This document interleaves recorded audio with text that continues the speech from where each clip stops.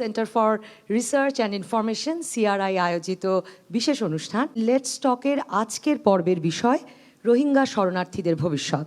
2017 সালের 25শে আগস্ট থেকে রাখাইন অঞ্চলে যে ব্যাপক সহিংসতা শুরু হয় রোহিঙ্গা জনগোষ্ঠীর ওপর, তা থেকে প্রাণে বাঁচতে বিপুল সংখ্যক মানুষ বাংলাদেশের কক্সবাজার এবং বান্দরবান সীমান্তে জড়ো হন। আজ 2 বছর পরে এসে বাংলাদেশের আর্থসামাজিক প্রেক্ষাপটে রোহিঙ্গা সংকটের প্রভাব কি? জনসাধারণের মনে এখন প্রশ্ন যে এই রোহিঙ্গা শরণার্থীরা কি আদৌ কখনো নিজ দেশে ফিরে যাবেন বা ফিরে যেতে পারবেন? কি কি পদক্ষেপ নিলে রোহিঙ্গাদের সম্মানজনক এবং স্থায়ী প্রত্যাবাসন হবে? এরকম আরও বিভিন্ন প্রশ্নের উত্তর দিতে আজকে লেটস টকের এই আয়োজনের এই পর্বে মঞ্চে উপস্থিত আছেন বাংলাদেশ সরকারের পররাষ্ট্র মন্ত্রণালয়ের মাননীয় প্রতিমন্ত্রী জনাব শাহরিয়ার আলম এবং জাতিসংঘের শরণার্থী বিষয়ক সংস্থা UNHCR এর প্রতিনিধি স্টিভেন কর্লিস। আপনাদের দুজনকেই স্বাগত আজকের অনুষ্ঠানে। Welcome to the show. Rohingya সংকট নিয়ে বাংলাদেশ সরকারের অবস্থান তুলে ধরতে আমি এবার অনুরোধ করব বাংলাদেশ সরকারের মাননীয় পররাষ্ট্র প্রতিমন্ত্রী জনাব শাহরিয়ার আলমকে। আপনারা জানেন যে 2016 সাল থেকে 17 সালের মধ্যে মায়ানমারের আমাদের উখিয়ার পার্শ্ববর্তী কক্সবাজার জেলার পার্শ্ববর্তী রাখাইন স্টেটের আভ্যন্তরীণ কিছু সমস্যার কারণে হয়তো তারা শুরুতে আমরা ভেবেছিলাম এসেছে। সেই সময়ে মাননীয় প্রধানমন্ত্রী জননেত্রী শেখ হাসিনা একজন মানবতার নেত্রী হিসেবে তিনি প্রথমেই যে কথাটি বলেছিলেন যে মানুষ যারা জীবন বাঁচাতে বাংলাদেশে আসতে যাচ্ছে, যারা নির্যাতন নিপীড়ন থেকে বাঁচতে বাংলাদেশে আসতে যাচ্ছে, যারা মৃত্যুর মুখ থেকে বেঁচে এসে তাদের কোলের বাচ্চাকে কোল থেকে সরিয়ে নিয়ে আগুনে ছুঁড়ে ফেলা হয়েছে, পিতামাতার সামনে তার তরুণীদেরকে পাশবিক নির্যাতন করা হয়েছে, তাদেরকে আমাকে আশ্রয় দিতেই হবে। বাংলাদেশের মানুষ সেটাকে ওয়েলকাম করেছে। পৃথিবীতে এই ধরনের লার্জ, আমরা যেটাকে এক্সোডাস বলি, একটি দেশ থেকে আরেকটি দেশে চলে আসা, এরকম দ্বিতীয় কোনো উদাহরণ নেই। প্রথম 20 দিনে 5 লক্ষ মানুষ এসেছিল এবং এতগুলি মানুষ যখন একসাথে চলে আসে সেই সময় সবচেয়ে অগ্রণী ভূমিকা পালন করেছিল কক্সবাজারের মানুষ, উখিয়ার জনগণ, সাধারণ জনগণ, এবং গণপ্রজাতন্ত্রী বাংলাদেশ সরকার তাদের সেটা স্বীকৃতি দিয়েছে। মাননীয় প্রধানমন্ত্রী একাধিকবার বলেছেন তাদের জন্য অনেক কিছু ব্যবস্থা করা হয়েছে। ক্যাম্পগুলি প্রথম বছর যে অবস্থায় ছিল এখন সে অবস্থায় নেই, এখন আরও ভালো হয়েছে। বৃষ্টি, ঝড়, বাদল যেন রুখতে পারে, সহ্য করতে পারে, এরকম তৈরি করা হয়েছে। সকলকে স্বাস্থ্যসেবা দেওয়া হচ্ছে এবং এটা করতে গিয়ে অবশ্যই বাংলাদেশ সরকার, গণপ্রজাতন্ত্রী বাংলাদেশ সরকার, মাননীয় প্রধানমন্ত্রী জননেত্রী শেখ হাসিনার নেতৃত্বে সব ধরনের হিসেব নিকেশ আমরা করেছি। যেমন হ্যাঁ, ঝুঁকি আছে, এটা একটা সিকিউরিটি থ্রেট হতে পারে, কিন্তু এগুলি নিয়ে কিভাবে তারপরেও প্রোটেক্টেড রাখা যায় তাদেরকে এবং আমাদের 16 কোটি মানুষকে, সেই নিয়েও কিন্তু সরকার কাজ করছে। বাংলাদেশ যে উদাহরণ সৃষ্টি করেছে, এই উদাহরণ পৃথিবীতে শুধু পকেটে পয়সা থাকলেই হয় না, শুধু সামরিক শক্তি থাকলেই হয় না। সাহস, জনগণের প্রতি আত্মবিশ্বাস এবং নিজের দেশের সীমানা ছাড়িয়ে পৃথিবীর নির্যাতিত নিপীড়িত মানুষের জন্য বঙ্গবন্ধু যেমন তার জীবদ্দশায় করেছেন, এটা করার অভিপ্রায় এবং সত্যিকার অর্থে করার ক্ষমতা বা সক্ষমতা যে বাংলাদেশের আছে, আমার মনে হয় এটা সবচেয়ে বড় অর্জন আমাদের এই সমস্যার মধ্যেই। আমার এখানে আসার একটি বড় উদ্দেশ্য হলো অবশ্যই তরুণীদের, ভবিষ্যৎ প্রজন্মের মনে কি আছে, ভাবনা কি, এগুলি শোনা। তবে তারা কি ভাবছে এটা শুনে আমাদের পলিসি এবং অ্যাকশনসগুলি ঠিক পথে আছে কিনা সেটারও একটা মোটামুটি মেজার করা, এটাও একটা উদ্দেশ্য। Now I would like to request Mr. Stephen Corliss, the representative from the UNHCR, to give his insight on the Rohingya crisis and the role international agencies are playing to help Bangladesh and Bangladesh government. Thank you very much. Bangladesh is a country that was born out of war and crisis, born of a refugee situation involving 10 million people who sought refuge in India.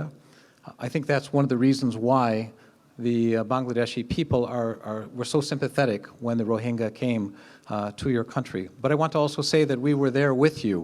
We were also here in 1978 when the first influx of Rohingya came, 1990s, and we've stayed continuously since the 1990s. And it's the nature of my organization that we will be with you from the day the refugees arrive until the day they find a solution, because that's our role, to offer them protection, actually to help ensure protection in support of governments, and then to help them find solutions. And I think everyone in this room should take a measure of pride in Bangladesh's historic achievement. when the Rohingya, and I think the figure was given, over 740,000 people poured across the border into a forest reserve, across the hills, where nothing was there for them, not food, not water, not shelter. We had every reason to expect that thousands of people would die. But we can actually show, through our statistical analysis, monitoring of the situation, that excess deaths were prevented. So each and every one of you, all of the Bangladeshis, and I really want to single out the people of Ukia and Teknaf, who were the first responders. They were on the scene before any of us, really were responsible for saving a people. But I want to say a few things, and some of you have had the chance to visit the refugee camps. First and foremost, refugees are people, just like you and like me. But I tried to look through and see what were the messages that the Rohingya were sharing that day, and I want to share them with you. The first message was, thank you, Bangladesh. And I think they have much to be thankful for. So I want to... the second message was, we want to go home.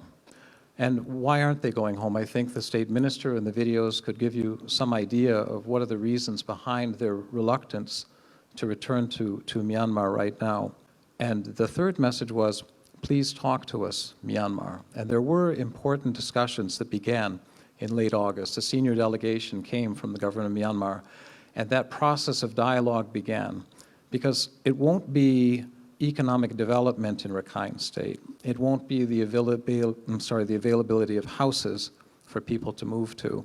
It's going to be a sense of trust and a sense of security. And what the refugees tell me is that I will return to Myanmar with the same single shirt that I was wearing when I came here if I know my family will be safe and that I'll be able to restart my life and support my family. So this is really the process that has to take place, and I know it's very difficult. We saw the environmental issues, we know the social issues, we know the economic issues that are impacting on the people of Ukia and Teknaf, Cox's Bazar district generally, and the whole country.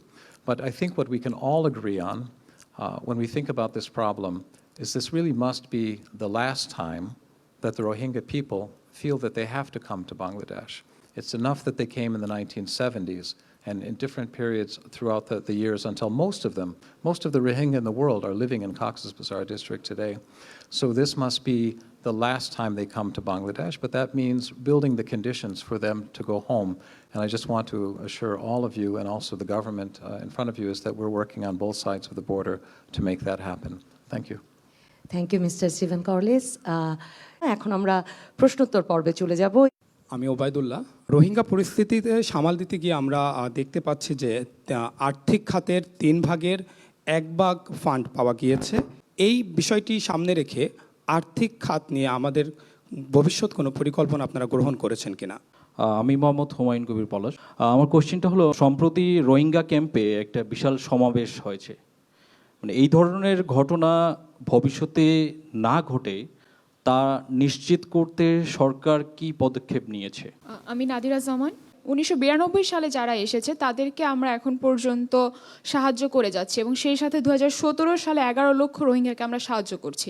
আমার কোশ্চেনটা হচ্ছে, আমরা প্রত্যাবাসনটা কবে নেওয়া হবে এবং এই জন্য আপনারা কি কি উদ্যোগ গ্রহণ করছেন? আমি ফারিদা আশিল খান। যে বাংলাদেশের সিকিউরিটি এস্টাবলিশমেন্ট উদ্বিগ্ন যে Arakan Rohingya salvation army Rohingya camp থেকে রোহিঙ্গাদের নিয়োগের চেষ্টা করতে পারে। এমত অবস্থায় আমরা বাংলাদেশিরা কি জাতীয় নিরাপত্তার হুমকির সম্মুখীন নই? আমি নাজমুল হাসান অন্তর। রোহিঙ্গা নিধন যখন শুরু হয় তখন মায়ানমার সরকার ঘুরিয়ে পেঁচিয়ে বিভিন্ন রকম মিথ্যা সংবাদ প্রকাশ করে। মায়ানমারে একটা জনশ্রুতি আছে, বাংলাদেশ রোহিঙ্গাদেরকে ফেরত পাঠাতে চায় না। এ ধরনের গুজব ঠেকাতে আমরা কী ধরনের পদক্ষেপ গ্রহণ করতে পারি? আমি নাফিজ আহমেদ।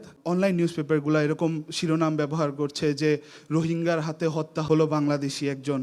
তো যদিও মানে প্রেজেন্টেশনটা এইভাবে হচ্ছে যে এটার ভিতর মানুষের একটু হেট্রেড ক্রিয়েট করছে। তো যদিও ফ্রিডম অফ প্রেস আমাদের আছে, এখানে কি গভর্নমেন্ট স্টুয়ার্ডশিপ এক্সপেক্ট করা যায় যে এমন কোনো শিরোনাম যাতে খবরের কাগজ ব্যবহার না করে বা টিভি চ্যানেলগুলো ব্যবহার না করে যেটা দ্বারা হচ্ছে রোহিঙ্গাদের প্রতি একটি ঘৃণা সৃষ্টি হতে পারে? প্রথম প্রশ্নে আর্থিক খাতে কোনো সমস্যা আমি ফোরসি করি না, দেখি না। কারণ প্রথম বছরেও 2017 সালে বাজেট করা হয়েছিল জয়েন্ট রেসপন্স প্ল্যানে $954 মিলিয়ন, যেটার $600 মিলিয়ন পর্যন্ত উঠেছিল এবং সেটা দিয়েই ক্যাম্প অ্যাক্টিভিটিস ম্যানেজ করা গেছে। এবং এবছরের বাজেট হলো $920 মিলিয়ন, যার প্রায় 40% উঠেছে। তবে এখানে শর্টফল হলেও বিশ্ব ব্যাংকের কাছ থেকে কিছু প্রতিশ্রুতি পাওয়া গেছে, সেখান থেকে এটা মেকআপ করা যাবে।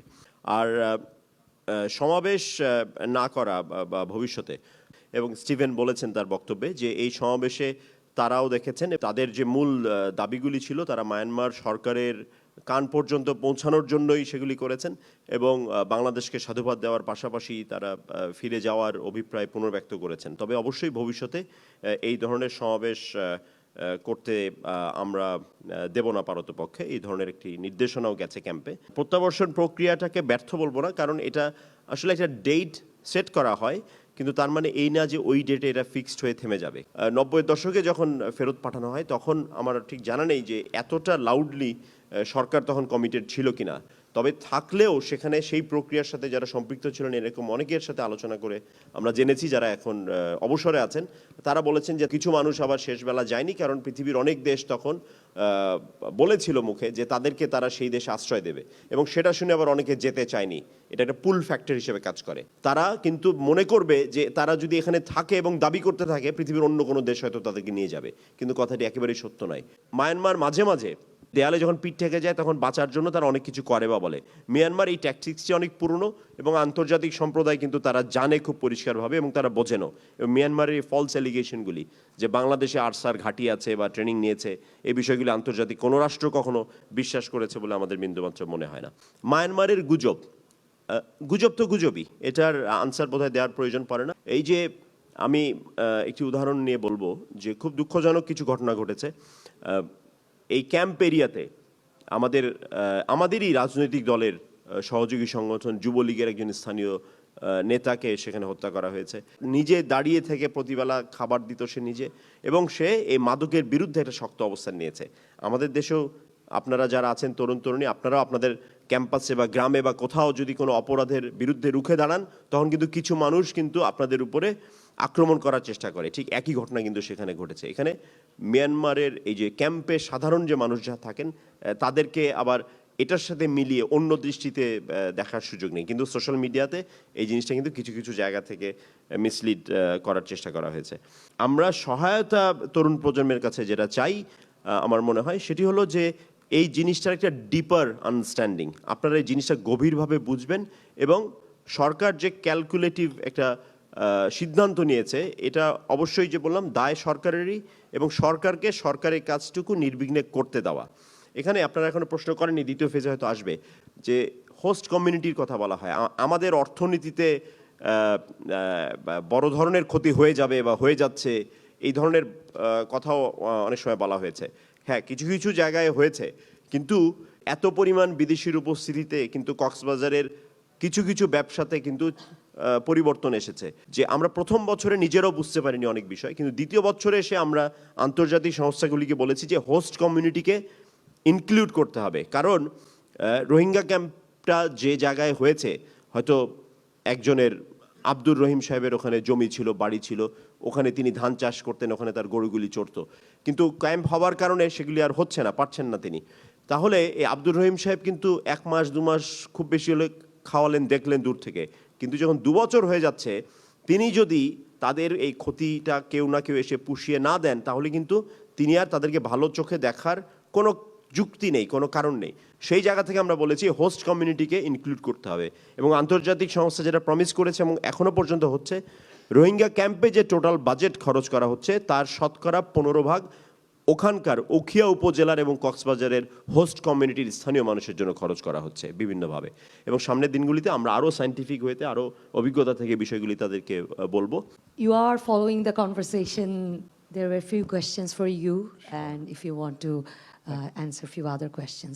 Thank you very much. Internationally, UNHCR has a very strict principle and standard that all refugee camps should have a purely civilian and humanitarian character. And you can understand the reason why. When you begin mixing armed elements with civilians in a camp, they become a magnet for attack, and then nobody is safe. The vast majority of the people, nearly all of the people who came here looking for peace and for security should be able to find it in the refugee camp, and we're very committed to making sure that that happens. Despite the hardships, and some of you have visited the camps, despite the difficulties, that the Rohingya people in the camp are experiencing a level of peace and freedom that they didn't experience in their own country. I really think it is very important as we move forward, in order to facilitate repatriation, that we make equal and more effort in Rakhine State to create services, to create peace and security, to make it possible for people to go home so there isn't any imbalance between the two countries. This is going to be very crucial. One was funding, and I want to echo what the state minister has said. Now, the World Bank has created a special facility for countries that are hosting refugees, and that's designed to meet the needs not just of the refugees but also of the host communities. This is a $2.2 billion facility. The maximum that any country can receive is $500 million, and Bangladesh has received an allocation of $500 million. The first $240 million have been programmed, and the rest is being planned. And my understanding from my colleagues at the bank is the bulk or entire amount of 260 that remains would be allocated for support to the host communities. So I think that's very important. Maybe just one comment on voluntary repatriation. Voluntary repatriation isn't an event or a date, it's a process. We can have that make the process a little bit more practical, a little bit more strategic, so that we could actually see some progress, because this is what we're committed to achieve. All I can speak for is the position that I know, first of all, of the Rohingya themselves. And they tell me, they tell all of us, they want to go home. And I think the government of Bangladesh is also absolutely clear, from the Honorable Prime Minister right down to the people working at the front line in the camp, that that's also the commitment of the government of Bangladesh, that the people are from Myanmar, the problem began in Myanmar, and the solution is to be found in Myanmar for them. অনেক ধন্যবাদ। আমরা একটা বিরতি নেব, তারপর আবারও আলোচনা শুরু করব। মাননীয় প্রতিমন্ত্রী, আপনার কাছে জানতে চাই যে কোনো দীর্ঘমেয়াদী পরিকল্পনা আছে কিনা এই রোহিঙ্গা শরণার্থীদের নিয়ে? দীর্ঘমেয়াদী বলতে আপনি বোধহয় মিন করছেন যে বাংলাদেশে এতগুলি মানুষ থাকছে, তরুণরা বড় হচ্ছে, ছোট বাচ্চারা জন্মগ্রহণ করছে। যদিও এটা শুনতে একটু কঠিন মনে হবে, কিন্তু আমাদের দেশের মানুষের স্বার্থ এটার চেয়ে বড় কিছু তার হতে পারে না। বা আমাদের সহযোগী রাষ্ট্র অনেকেই বলেছেন, আমরা তাদেরকে বলেছি যে তোমরা যদি এটা আমাদেরকে বলতে পারো, তাহলে তাদের ফুটিং থাকা উচিত ইকুয়াল টার্মে মায়ানমারের সরকারের চোখের দিকে তাকিয়ে এই দাবিটিই করার। একটি সিদ্ধান্ত আমাদের আছে, মাননীয় প্রধানমন্ত্রী বলেছেন, আমরা আশা করি খুব দ্রুত বাস্তবায়ন করা শুরু করতে পারবো। সেটি হলো ভাসানচর নামের একটি জায়গায় প্রায় 90,000 মানুষের জন্য একটি আবাসের ব্যবস্থা করা হয়েছে, এবং সেখানটিতে নিয়ে যাওয়ার মূল কারণই হলো, সবাই বলি আমরা প্রতিবার বর্ষা আসলে আমরা আল্লাহর কাছে ফরিয়াদ করি যে ওই এলাকায় যেন ভূমিধস না হয়, ওখানে যেন সাইক্লোন না হয়, ওখানে যেন অতিবৃষ্টি যেন না হয়। তাহলে হবে কি, ক্যাম্পগুলি কোলাপস করতে পারে, জীবনহানি ঘটতে পারে, এবং সেটা আমাদের সকলের জন্য চেয়ে দেখাটা খুব কষ্টের হবে। এবং সেখানে তারা যেন একটু ব্যস্ত থাকে, তাদেরকে পুকুর দেওয়া হবে, তাদেরকে হাঁস মুরগি প্রতিপালন করতে দেওয়া হবে, সেখানে কিছু ন্যূনতম শিক্ষার ব্যবস্থা থাকবে। এই কথাগুলি মাননীয় প্রধানমন্ত্রী বলেছেন। তো সেই প্রক্রিয়ায় আমরা জাতিসংঘকে চাই, সেই প্রক্রিয়ায় আন্তর্জাতিক বন্ধু রাষ্ট্রগুলিকে বা সংস্থাগুলিকে আমরা চাই, এবং আমরা খুব শীঘ্রই এই বর্ষা প্রায় শেষের দিকে আমরা তাদেরকে সফরে ওখানে নিয়ে যাব এবং দেখাবো ঝুঁকি আছে, যেহেতু তারা পারসিকিউটেড, যেহেতু তারা নির্যাতিত নিপীড়িত, এই মানুষগুলিকে র্যাডিক্যালাইজ করাটা অনেক সহজ। তো সেই জায়গা থেকে আমাদের গোয়েন্দা সংস্থাগুলি, আইনশৃঙ্খলা বাহিনীগুলি সজাগ রয়েছে। Mr. Corliss, what would UNHCR suggest? The responsibility that I think we have as the United Nations and UNHCR is to be able to ensure that life on Bhasan Char will be safe and sustainable, safe in the face of natural hazard risks, which are also present in Cox's Bazar, we recognize, sustainable, that there is a water supply, that people will be able to have livelihoods on the island.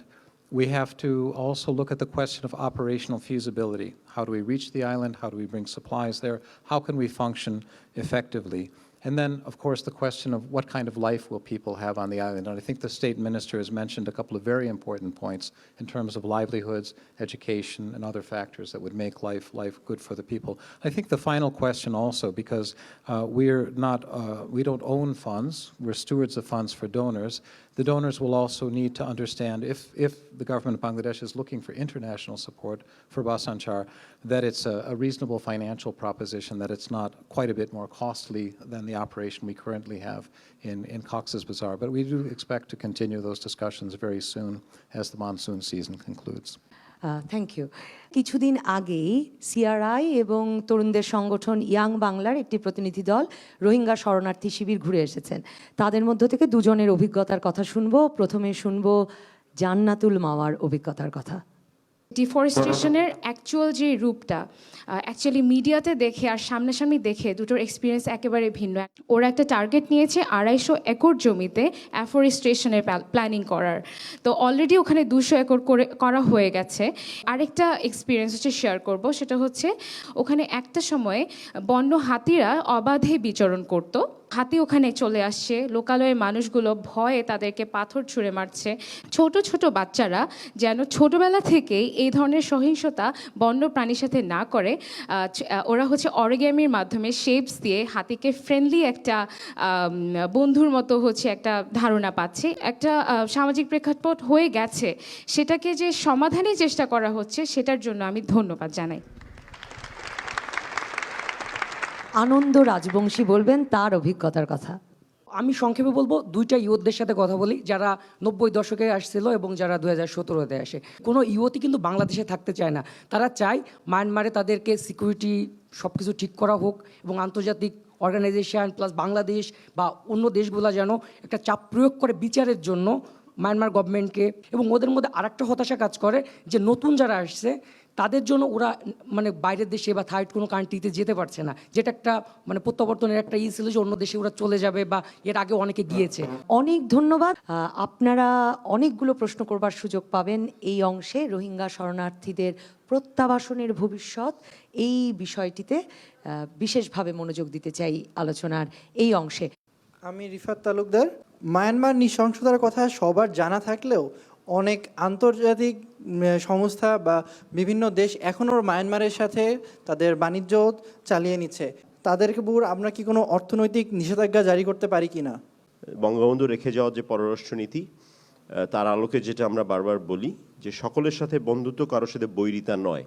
তবে আন্তর্জাতিক বাণিজ্যের ক্ষেত্রে আমরা অবশ্যই আন্তর্জাতিক অঙ্গনে এটা বলেছি এবং বলবো, সেটি হলো যে আন্তর্জাতিক বাণিজ্যে যে মানদণ্ড বজায় রেখে কাজ করতে হয়, কমপ্লায়েন্সের যে বিষয়গুলি আসে, লেবার স্ট্যান্ডার্ডের যে বিষয়গুলি আসে, প্র্যাকটিস ভার্সেস দ্য কমিটমেন্ট, তো সেই দৃষ্টিকোণ থেকে যারা মিয়ানমারের সাথে বাণিজ্য করেন তারা যেন সেই বিষয়গুলি বিবেচনায় নেন, কারণ সেই বাণিজ্যের এলিমেন্টটাও একটা চাপ হিসেবে কাজ করবে মিয়ানমারের উপরে।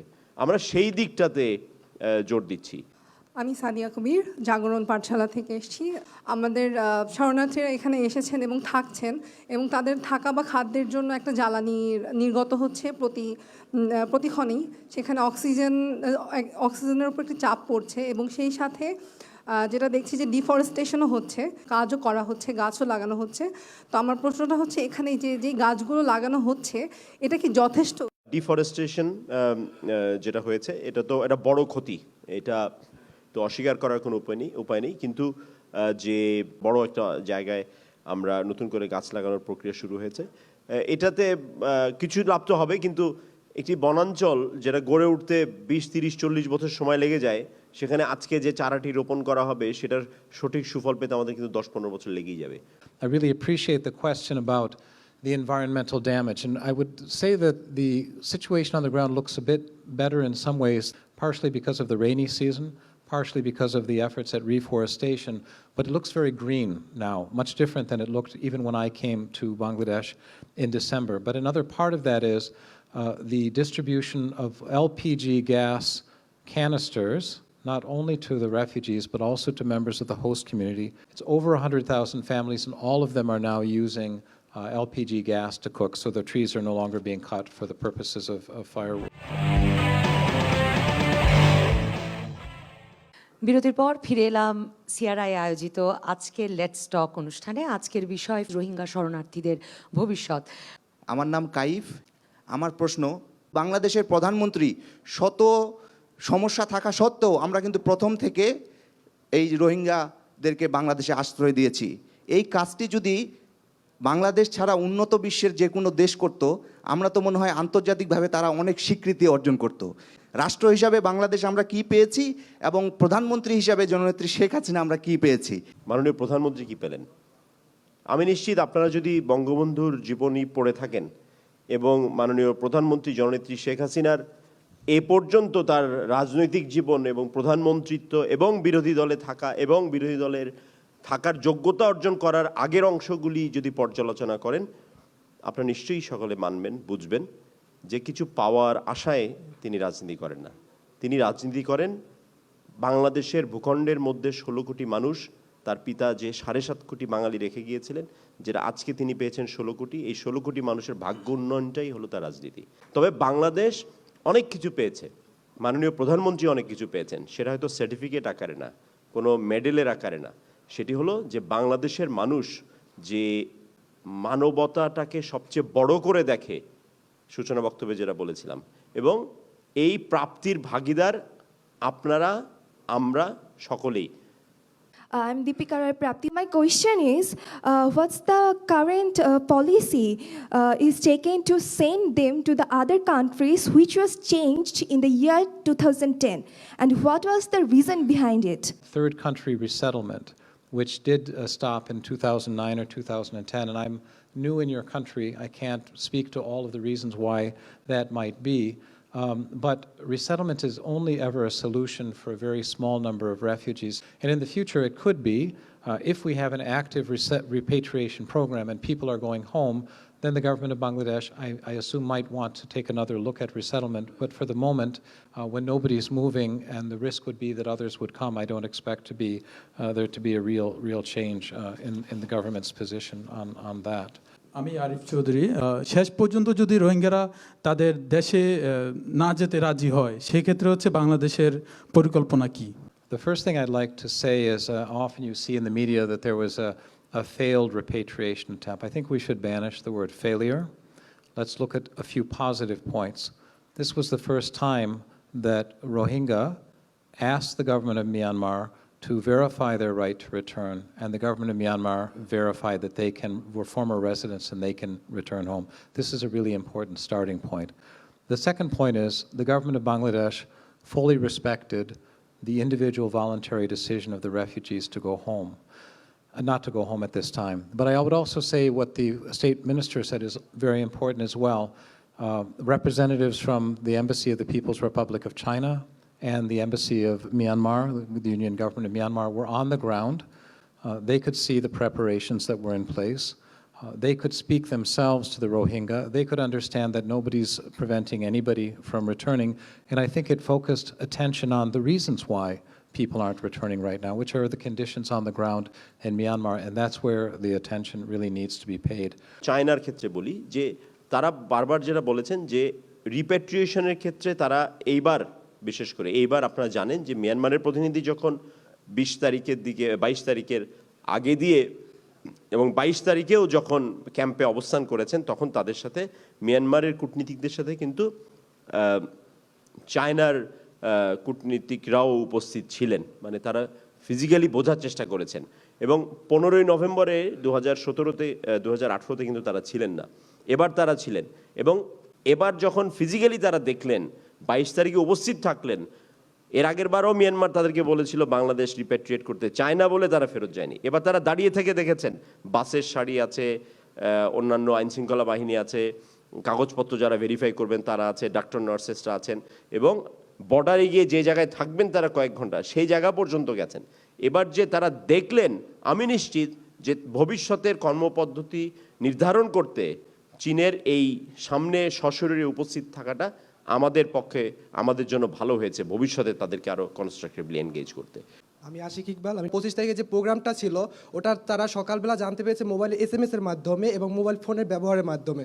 আমাদের কি এখন সময় হয়নি আমাদের এটা নিয়ন্ত্রণে নিয়ে আসা? সব দেশেই এই শরণার্থী বলি বা বিশেষ করে অবৈধ নাগরিক যারা এসে থাকেন, সেই দেশের আইন কানুন মেনে চলা তাদের দায়িত্ব। তা আমাদের দেশের আইন কানুনের মধ্যে কি আছে যে একজন মোবাইল সিম কিনতে হলে আমাদের বাংলাদেশের নাগরিকের একটা ন্যাশনাল আইডির কপি লাগবে, অথবা বিদেশিরাও মোবাইল ব্যবহার করেন, উনিও করেন, তাকে একটা দপ্তরের পরিচয় দিয়ে, তিনি যে জাতিসংঘের কর্মকর্তা সেই পরিচয় দিয়ে তার কোম্পানি তাকে ওই নাম্বারের বিপরীতে তার নামে ইস্যু করেছেন। ইতিমধ্যে সিদ্ধান্ত নিয়েছে এবং বিটিআরসি এবং পোস্ট অ্যান্ড টেলিকমিউনিকেশন ডিপার্টমেন্ট কিছু ব্যবস্থা গ্রহণ করেছে, আপনারা সেটা গণমাধ্যমে দেখেছেন।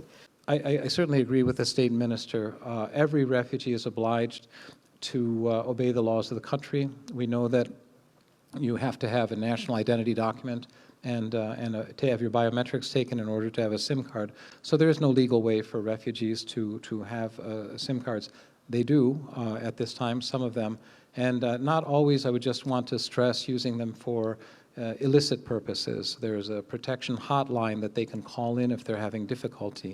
In case of a natural disaster, the ability to communicate would be important, but it's the government of Bangladesh that will decide what its regulations are in relation to mobile communications. আসসালামু আলাইকুম, আমার নাম মোহাম্মদ রবিউল হক। UNSCR যে biometric রেজিস্ট্রেশনটা করছে সেটা কবে শেষ হবে? ইউএনএসসিআর যে বায়োমেট্রিক কাজটা করছে সেটা আমাদের নির্বাচন কমিশনের সাথে কখন যুক্ত হবে এবং পাসপোর্টের সাথে কখন যুক্ত হবে? The UNHCR government joint registration has really made a lot of progress. We're now at 67% of the population that needs to be registered. We expect to complete the process by the end of October. এই ধরনের সমস্যায় তো একটা পরিস্থিতিতে হ্যারাসমেন্টের একটা বা ট্রাফিকিংয়ের একটা সম্ভাবনা থেকেই যায়। তবে আইনশৃঙ্খলা বাহিনী, গোয়েন্দা সংস্থা, এনজিওগুলি এবং বিশেষ করে ওই ক্যাম্পে মাঝি যে লিডার থাকে, মাঝি মানে একটা ছোটো ছোটো কমিউনিটির লিডার এক একটি ক্যাম্পে, তাদেরকে রেগুলার অ্যাওয়ারনেস বিল্ড করার জন্য তাদেরকে বলা হচ্ছে। যে মুহূর্তে এটা শেষ হবে তারপরে পাসপোর্ট এবং আমাদের নির্বাচন কমিশন বা এনআইডির অথরিটির কাছে যখন এটা শেয়ার করব, বায়োমেট্রিক এবং আইরিস দুবার করে নেওয়া হয়েছে, চোখের ছাপ, আঙ্গুলের ছাপ এবং আইরিস। তো সেইটা যখন লিঙ্কড হবে এবং শেয়ার্ড হবে তখন কিন্তু টেকনোলজি আমাদেরকে একেবারে ফুল প্রুফ একটা সলিউশন দিয়ে দেবে এবং তারপরে নতুন করে আর এই ধরনের ঝুঁকির কোনো সম্ভাবনা থাকবে না। ধন্যবাদ। এবার আপনারা পরামর্শ দেবেন এবং আপনারা বলবেন যে আপনাদের হাতে যদি সব ক্ষমতা থাকতো, ধরুন আপনারাই যদি দেশের প্রধানমন্ত্রী হতেন, তাহলে রোহিঙ্গা সংকট সমাধানে কি করতেন? আমার নাম শ্যামী, আমি জাতিসংঘ যুব ছাত্র সমিতির প্রেসিডেন্ট। আমি সারা পৃথিবীর ইউথদেরকে ডেকে একটা মডেল ইউনাইটেড নেশনস অর্গানাইজ করতাম, যেখানে আমি সারা পৃথিবীর ইউথদের কাছ থেকে একটা ওপিনিয়ন পেতাম যে ওরা কি ভাবে বিষয়টা নিয়ে। সেখান থেকে যে ড্রাফট রেজলিউশনটা বের হতো, সেই ড্রাফট রেজলিউশনটা নিয়ে আমি সারা পৃথিবীকে প্রেশার দিতে পারতাম যে সারা পৃথিবীর ইউথরা এটা ভাবে, ইনক্লুডিং মিয়ানমার। যদি মিয়ানমার তাদের দেশ থেকে কোনো ইউথকে পার্টিসিপেট করতে না দিত, সেক্ষেত্রে আমি অ্যাড্রেস করতাম সারা পৃথিবীতে অন্য অন্য দেশে যেসব মিয়ানমারের ছেলেমেয়েরা আছে তারা এসে জয়েন করতে পারে কিনা as on behalf of Myanmar. আর তারপরে আমি যদি অতীতের দিকে তাকাই, তাহলে হচ্ছে যে কোনো শরণার্থী বিষয়টা আসলে কোনো অল্প সময় সমাধান হয়নি। সো আমি আমার কনসার্ট ডিপার্টমেন্ট সবাইকে নিয়ে বসে চিন্তা করতাম যে এটা আমার লং টার্মে যদি আমি করতে নাও পারি, কিন্তু আমি যে ইনফ্রাস্ট্রাকচার বানাবো সেই ইনফ্রাস্ট্রাকচার এমনভাবে করতে যাতে রোহিঙ্গারা এখান থেকে চলে গেলেও সেই ইনফ্রাস্ট্রাকচার আমার দেশের মানুষের কাজে লাগে। এগুলি করার জন্য তো প্রধানমন্ত্রী হতে হবে না আপনাকে, আপনি এখনই করতে পারেন এই বিষয়গুলি। So please do it. উনি যদি এরকম একটা উদ্যোগ নেন, আপনারা সকলে তাকে সহায়তা করবেন, যোগদান করবেন। মাননীয় প্রতিমন্ত্রী, আমি চট্টগ্রাম অঞ্চলের, আমি চাই আরো 10টা বাসাঞ্চর তৈরি করা হোক। I am Asmaul Husna.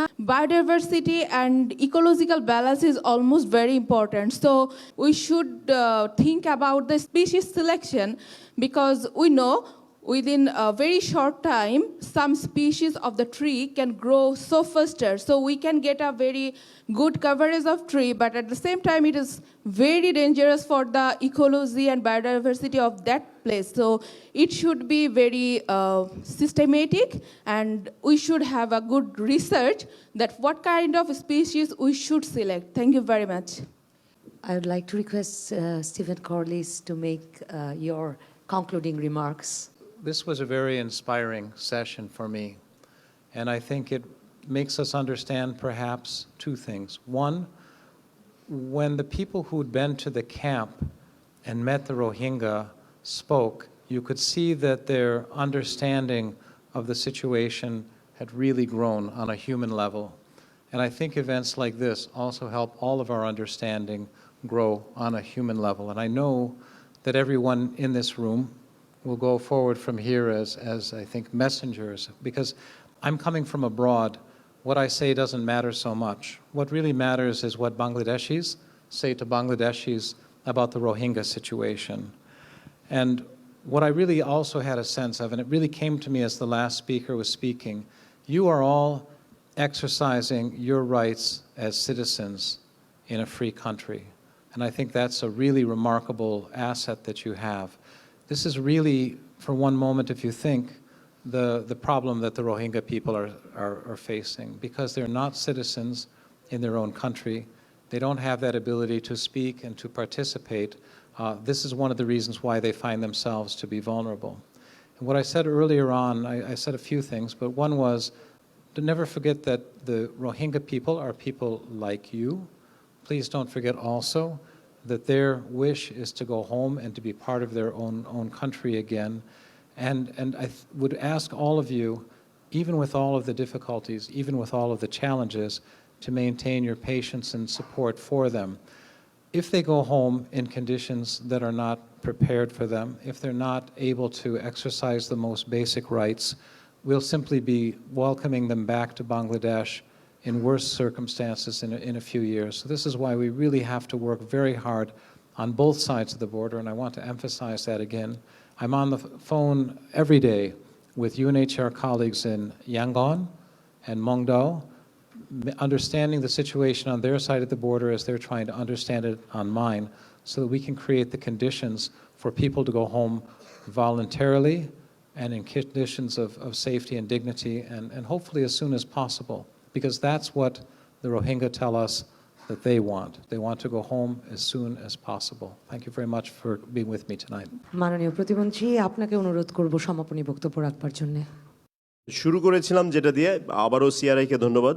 আর এই প্রজন্মের এবং ভবিষ্যৎ প্রজন্মের মেধাবী তরুণ তরুণীরা যারা এখানে আছেন, যারা বাংলাদেশকে আরও অনেক দূর নিয়ে যাবেন, 2041 সালে বাংলাদেশে উন্নত আয়ের রাষ্ট্র হবে, সেই সময়ে তারাই হবেন হর্তাকর্তা এই দেশের। আমি সত্যি অনেক কিছু পার্সপেক্টিভ পেয়েছি, ডিফারেন্ট পার্সপেক্টিভ পেয়েছি, তাদের মতামতের জন্য ধন্যবাদ, বিশেষ করে শেষ অধ্যায়ে সে পরামর্শগুলির জন্য ধন্যবাদ। আমার অনুরোধ একটি থাকবে, যেটা আপনাদের বক্তব্যে এসছে, যে আপনারা সোশ্যাল মিডিয়ায় অনলাইন নিউজ যেগুলির কোনো ঠিক ঠিকানা নেই, যদি খুব সিম্পল ভাষায় বলি, আপনারা যারা গেছেন রোহিঙ্গা ক্যাম্পে, সেখানে গিয়ে আপনাদের ধারণা পাল্টে গেছে। মানে যে খারাপ বা নেগেটিভ ধারণাটা ছিল সেটা পরিবর্তন হয়েছে, বাস্তবতা দেখেছেন অথবা ভালো কিছু দেখেছেন। তো এই ভালো আর মন্দের তফাৎটা বুঝে নিতে হবে। এটা শুধু রোহিঙ্গার এই বিষয়ে নয়, জীবনের যে কোনো বাঁকে, যে কোনো ক্ষেত্রে, সব জায়গাতেই আপনাকে সাদা এবং কালো কোনটি, এটা নিজেদেরকেই বুঝে নিতে হবে। তো এই ধরনের প্রপাগান্ডা বা এই ধরনের ভুল প্রভাবিত করা এবং এই বিষয়টি নিয়ে রাজনীতি যেন না হয়। অপরাজনীতি তো আমরা অনেক দেখেছি বাংলাদেশের ইতিহাসে, এই অভ্যুদয়ের এই 49 বছরে, কিন্তু রোহিঙ্গা নিয়ে রাজনীতি করার কোনো সুযোগ নেই এবং কেউ যেন না করতে পারে। এবং এখান থেকে আমাদের অনেক কিছু নেবার আছে। আমাদেরই পাশের একটি দেশ, যেই দেশটি সামরিক শাসন ছিল, যেই দেশটির বয়স বাংলাদেশের চেয়ে অনেক বেশি, সেই দেশের রাষ্ট্র পরিচালনার দায়িত্বে একজন নোবেল লরিয়েট আছেন, কিন্তু গোটা বিশ্ব এখন নোবেল পুরস্কারটি ছাড়া বাকি সব পুরস্কার তার কাছ থেকে ফিরিয়ে নেওয়া হয়েছে। সেই দেশের ব্যর্থতা আমরা সফলতার গল্পে রূপান্তর করেছি। আমাদের জাতি হিসাবে, নাগরিক হিসাবে গর্ব করার একটা বড় ক্ষেত্র তৈরি করেছি আমরা। এবং এই 2021 আর 41, এই যে একটি বাঁকে রাষ্ট্র দাঁড়িয়ে আছে অর্থনৈতিক সক্ষমতার, সেই সময়ে এসে রোহিঙ্গার মতো একটা জটিল সমস্যা আমরা আমাদের কাঁধে তুলে নিয়েছি। এখানে আমরা শুধু গর্বই করতে পারি সামনের দিনগুলিতে, এবং এই যাত্রায় আপনারা সঠিক পথে থাকবেন, আমরা সেটাই প্রত্যাশা করি। কিন্তু আমরা যখন বলছি যে রোহিঙ্গাদেরকে আশ্রয় দিয়েছি, প্রয়োজনে আমরা আরও রাখবো তাদেরকে এখানে, কিন্তু তার মানে বিন্দুমাত্র এটা মনে করার কারণ নেই যে প্রত্যাবর্ষণ নিয়ে আমরা কাজ করছি না। এবং সামনের দিনগুলিতে, বিশেষ করে এই সেপ্টেম্বর মাসে এই জাতিসংঘের সাধারণ অধিবেশন আছে, সেখানে আমরা আমাদের এই অতি সাম্প্রতিককালীন এই যে রিপেট্রিয়েশন অ্যাটেম্পটটি আমরা বাস্তবায়ন করতে পারলাম না, সেই অভিজ্ঞতার আলোকে আন্তর্জাতিক সম্প্রদায়কে আমরা আরও আমাদের পক্ষে কাজে লাগিয়ে, বাংলাদেশের পক্ষে কাজে লাগিয়ে, বাংলাদেশের 16 কোটি মানুষের পক্ষে কাজে লাগিয়ে, এটি বাংলাদেশের ভাবমূর্তি, বাংলাদেশের সক্ষমতা, বাংলাদেশ ঝুঁকি নেওয়া এবং বাংলাদেশের রোহিঙ্গার মতো স্পর্শকাতর এবং জটিল বিষয়টি যে বাংলাদেশ হ্যান্ডেল করতে পারে, এটা আমরা ইনশাল্লাহ বিশ্বকে জানিয়ে দেব। ধন্যবাদ মাননীয় প্রতিমন্ত্রী জনাব শাহরিয়ার আলম, ধন্যবাদ স্টিভেন কর্লিস, ধন্যবাদ আপনাদের সবাইকে। শুভরাত্রি।